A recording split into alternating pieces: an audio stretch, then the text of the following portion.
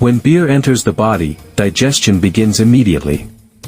In the stomach, beer mixes with gastric acids, and alcohol starts to absorb quickly. Some components move directly into the bloodstream, while others pass into the intestines. In the intestines, alcohol and carbohydrates are absorbed and spread through blood vessels.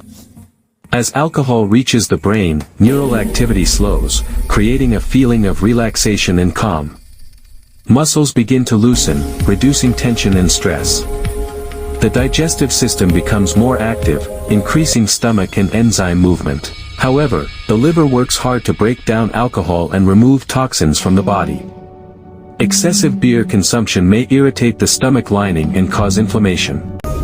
Alcohol spreads rapidly through the bloodstream, affecting coordination and focus. Dehydration and fatigue may follow as the body loses fluids.